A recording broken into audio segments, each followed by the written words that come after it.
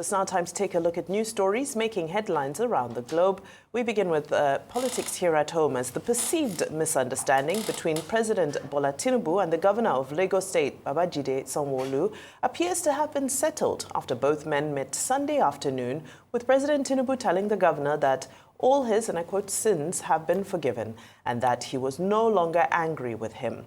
This development, according to a publication in this day newspaper, Arise News' sister publication, came about after the president met with members of the Governor's Advisory Council, that's the GAC, who came to plead on behalf of the governor and others who might have erred in the sight of the president. Chairman of the GAC, Alhaji Tajuddin Olusi, who welcomed the president to Lagos, said it was obvious he was unhappy with some persons in the state, especially the governor, and therefore pleaded for mercy. Responding, the president, according to multiple sources that spoke with This Day, said, and I quote, "It's all over now. All is forgiven," end of quote, assuring everyone in the room that he was no longer angry with anyone, let alone Sanwo-Olu. It was at this point that Sanwo-Olu and other members of the GAC prostrated to the president in apparent remorse and appeasement. Well, meanwhile, the Lagos State Governor Babajide Sanwo-Olu has denied reports of a rift between himself and President Bola Tinubu. This follows speculation in some quarters that the governor may have fallen out of favor with the president.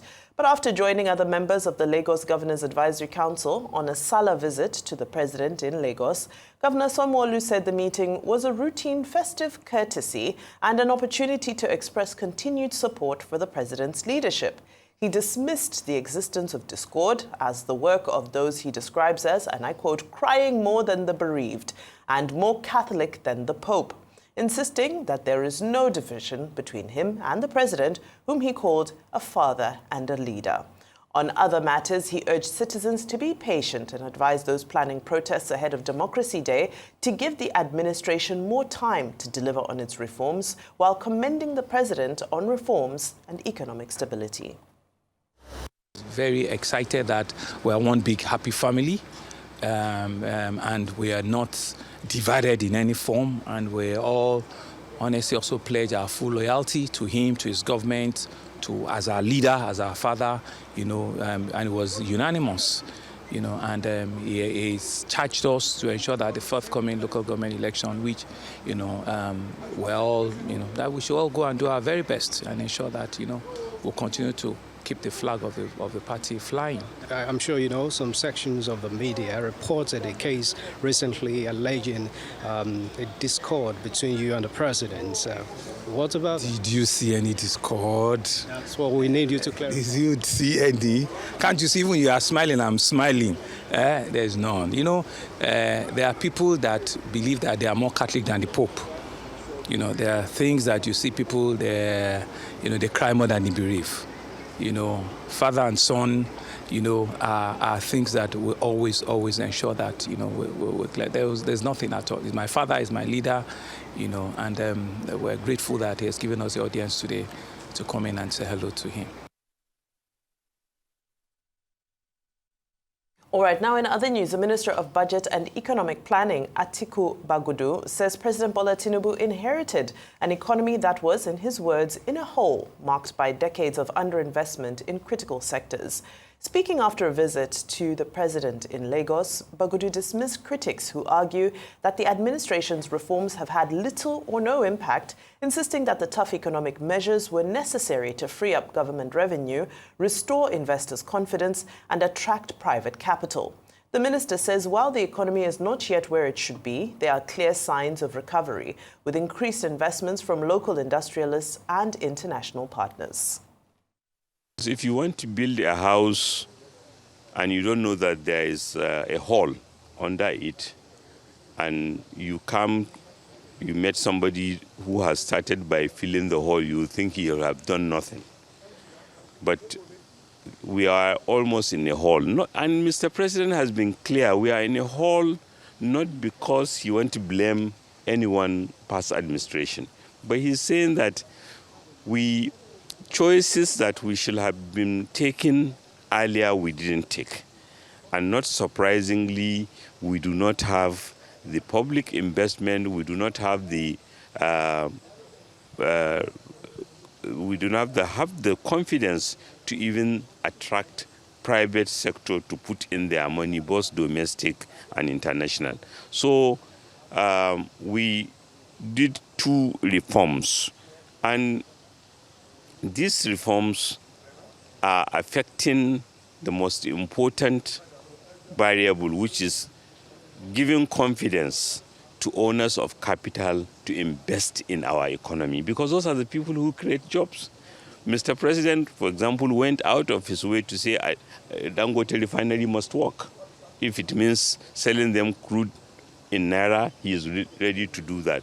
That is putting faith in the Nigerian economy. That is engineering, that is mobilizing. You can see comments, I'm sure, made here by, among others, Dangote, Alhaji Aliko Dangote, and Abdul Samad Rabiu, confident, willing to put more money. I saw Alhaji Aliko's remark that he will even put more money together with Bill Gates in the health sector so as to end medical. It can be better.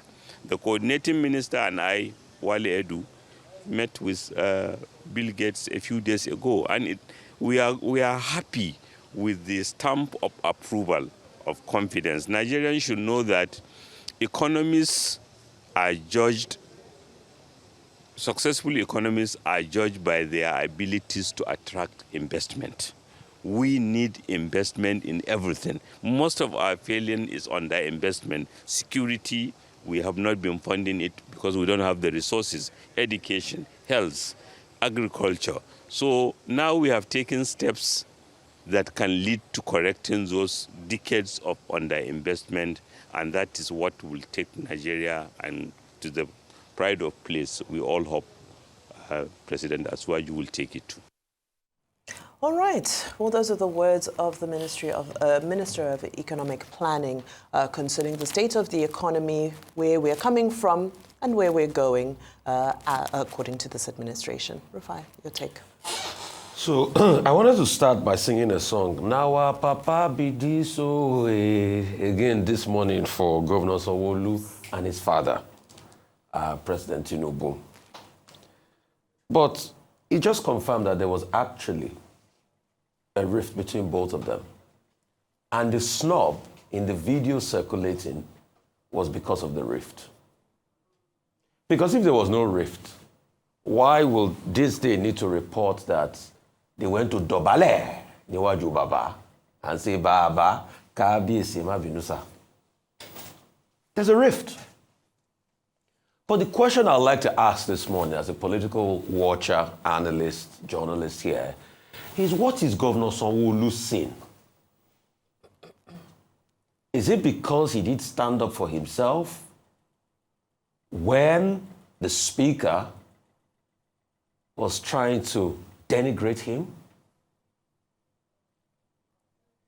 Is it Governor Sanwo-Olu's sin that a speaker that's supposed to be first among his equals voted him out of power and removed him as speaker? And President Tinubu came, called them on and said, go and put him back there. Is that his sin?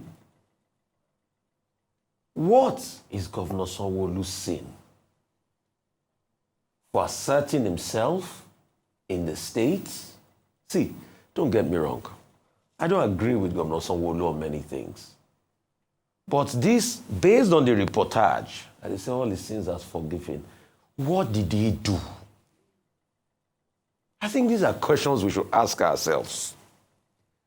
Because in all of this, I think the greatest sin here was committed against the Lagos people, who are represented by members in the Lagos Parliament. And these members voted out a speaker, and they had to railroad the decision of all these members because it's not in tandem with what some people want. I think the show of shame at the Lagos Houses of Assembly is a sin against the Lagos people, where security authorities had to be invited because they actually wrote a letter to invite them to reinforce them to come in. While all of that, what I call yokmayori, went on at the Lagos House of Assembly. I think the greatest sin here was committed against the Lagos people. After they thought that they now have a female speaker, but all of a sudden she was made to sing the song, to rescind her speakership, and says, I think she was singing a song called Oreni. The sin I see here was committed against the Lagos people for all of that back and forth. So what is Governor Sanwo-Olu's sin? Because I don't understand the word all sins are forgiven. And maybe you might like to call me a political nepios this morning. I will never understand all sins are forgiven. We have to remember that the seat of the governor must be respected. Secondly, power is transient. My second intervention this morning will be about Minister Bagudu saying that things are well, investors are coming in. You see, we are not saying we don't applaud some of the successes. I have repeated kudos to this government on Bonga, because Bonga was left in the cold for a lot of years. Under this government is your success. But my argument has always been, it's not pervasive across board, and you cannot say because of pledges for investments, it's a sign that things are working. No. When we see more, we will say more. I do my bit to propagate everything that is being done. In fact, if you check my Twitter page, every write down about the explainer that this government published, I publish it there. But my training also tells me to see to the facts. And what are the facts? The fact that inflation is still high. People are suffering. People are in penury. An average Nigerian cannot enjoy their Salah holidays because of poverty. You might argue with me that many years ago, too, people couldn't enjoy their Salah holidays. Yes. But we've seen an uptick. The fact say 13 million new people based on World Bank projection were going to be added to the poverty trail because of the decisions made by this government. Those are facts on ground. I will celebrate the ones they did. Bonga, yes, I say it again. But the fact on ground is that people are suffering. Okay, very quickly. I mean, last week in my column, back page of this day, I had pointed out that I imagined that the rift, suspected, reported, speculated rift between the president and the Lagos State governor, will be resolved. That it will end up as a family affair, that it was a father and son matter, and people should not put too much energy into these speculations. And that's how it has turned out. Now the president and his son, they've resolved their matter. And Governor Sanwo-Olu says, oh, it was a father and son thing, and all of that. Even if there was a little drama during the visit of the GAC, along with Governor Sanwo-Olu, when the president was handed the report of the primaries of the local government elections, he said, okay, to show that he was no longer angry, he would not even bother to read the report. Upon which we were told that the GAC team prostrated to the president. But in any case, he said, all sins are forgiven. As father of the nation, I think it's good. It's a good thing to forgive. How did they say it again? To forgive is divine, right? To err is human. However, the major part of the story for me will seem to be one, the effort of the peacemakers who are listed extensively in the this day report.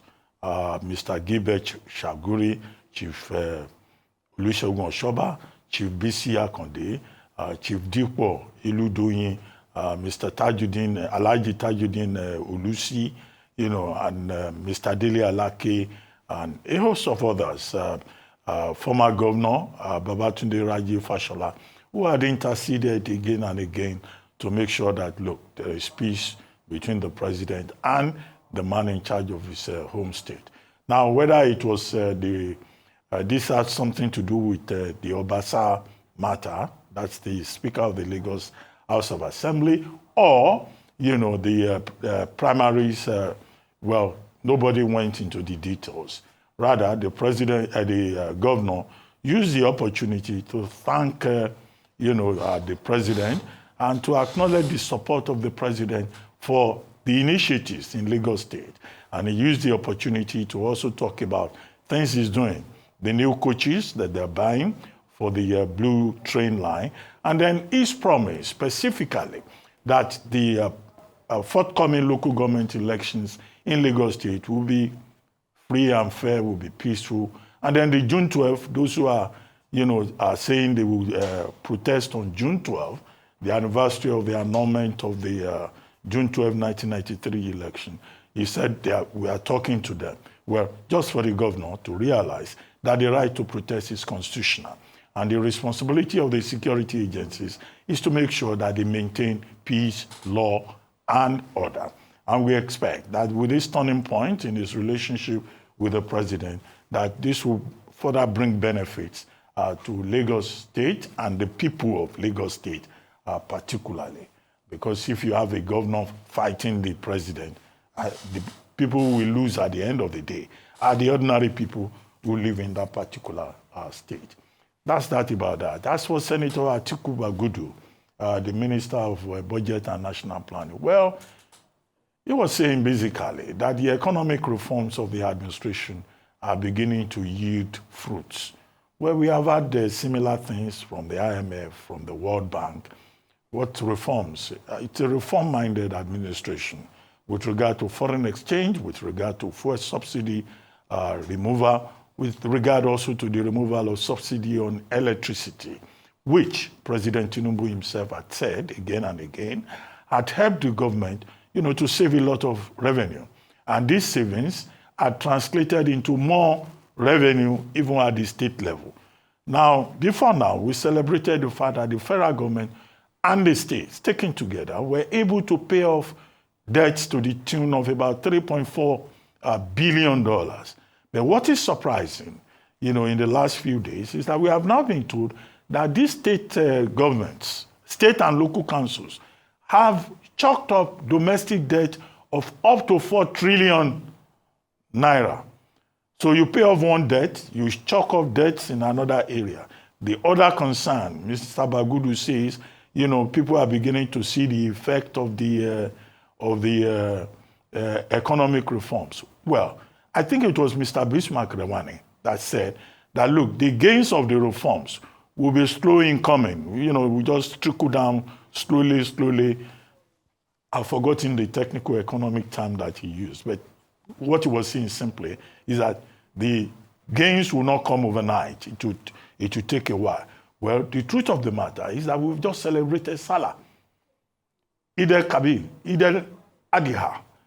And the reality is that many families could not celebrate. The cost of living is still very high. People who used to slaughter 2-3 rams could not even slaughter a ram this year. And that, in itself, is a metaphor for the kind of hardship, the burden that many Nigerian families are having to shoulder. And that is the reality. But of course, Minister Bagudu, who has also been a governor before, may not have any issues with getting a ram or a cow for Salah. So at that level, he may not really know how the ordinary people feel. But the ordinary people, they say, he who wears the shoe knows where he pinches. And we, the ordinary people, are still saying that, look, that trickle-down effect is yet to get to many families. The cost of living remains high, which means, yes, that at a structural level, the reforms may be in place, but in terms of impact, the ordinary Nigerian is not yet feeling it.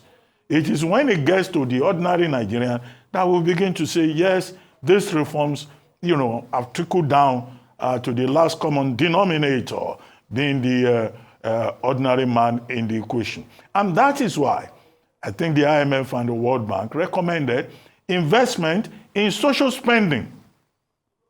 That the Nigerian government, apart from providing infrastructure, apart from reform, also has to worry about the welfare of the people. And that, I think, is the challenge for the Tinubu administration. And that, I think, should be the long-term objective of President Bola Ahmed Tinubu. After all, what is that popular saying? That, when Olugban was king, I was able to buy 7 robes. When Aresa was king, I was also able to buy 7 robes. When Tinubu, is king, we will be able to count his success in the number of robes that we have been able to buy. I don't want to speak, I don't want to sing a Yoruba song this morning, but those who understand Yoruba will know that people measure, their success under a particular dispensation by the level of prosperity that they are able to experience. Absolutely. Now, a lot of the pushback that liberal reforms receive is for this very reason, is that historically they have a tendency to create a wide gap of inequality. You look at countries like Brazil, look at countries like South Africa that have some of the highest inequality statistics in the world, and you see that macroeconomic indices may paint green and everything may look rosy on a spreadsheet. But the question is, what are we doing to bridge this inequality that is inevitably created by an economy driven by capitalism, by competitiveness, where some of the lowest of the people, the workers, the working class, are unable to attain the wealth as it benefits those who are in the elite class or those who are in the entrepreneurial categories at the very top of society. So those are the things we continue to wait for, to see more consistent and more aggressive intervention when it comes to bridging this inequality that continues to grow by the day. However, one of the statements that got my attention was the reference to subnationals and the fact that we've heard this statement a couple of times now that the income of subnationals has now tripled because of the removal of subsidy. Now, we also know that a number of these subnationals have been able to cancel legacy debts. They've been able to pay these debts. But as Dr. Abatia said, unfortunately, many have also picked up new debts. However, I want to look at the issue of development as it pertains to these state budgets, because development agencies usually say that 25 to 35% of a budget should be spent on development, on infrastructure and capital projects in order for one to achieve optimal development. Now, something interesting happened in the 2025 state budgets, which is that for the first time, most of them have allocated, on average, 65.7% of their budgets to capital expenditure. We know that usually recurrent expenditure, salaries and so forth, dominate their budgets. So we're seeing a shift where these states are now saying that, okay, we're going to commit more money to infrastructure and to capital expenditure. You have states like Lagos, Enugu and Niger State who are actually spending over 80% of their budgets on capital expenditure. Now, if this is done diligently and if this is done efficiently, then by the end of this year or by this time next year, we should be able to see rapid transformation in these states. But the question is, are we going to see this transformation? It's also time for us to focus on the subnationals and hold them accountable. What are they doing with these budgets? What is the performance of their budgets? Because we also know about the several scandals that happen where it pertains to these capital expenditure projects, because it's always reported that this is the juicy place to pad. So I think it's also important that we hold the state governments accountable as they've done these extremely ambitious budgets that are supposed to cause a rapid development in the next 1 year. And we need to follow up and see how far they are able to go with that and how much is able to be achieved. Secondly, there's a concern that now all of this is being, all of this attention and all of these duties and responsibilities are being put on the FAC. However, how many of these states are actually doing something to grow their IGR, to create jobs beyond depending on FAC allocations? Now, very quickly, as I round up in just a few seconds on Lagos State, You know, they say politics is Machiavellian in nature. We have the Lagos State local government elections coming up on the 12th of July, and we know that the party is supreme. It would have been in bad taste for the party to have animosity, that's APC, leading up to the local government elections, especially as we know that, yes, as much as work was done, 2023 presidential election, we know that Peter Obi won by 10,000 votes. Yes, when there was re-strategy and everybody came together, Governor Sanwo-Olu was then able to win his election with over 400,000 votes. However, what this shows is that APC cannot be complacent about Lagos State. So it's interesting to see that all hands have come on deck to ensure that there is stability and unity in the party as we count down to the 12th of July.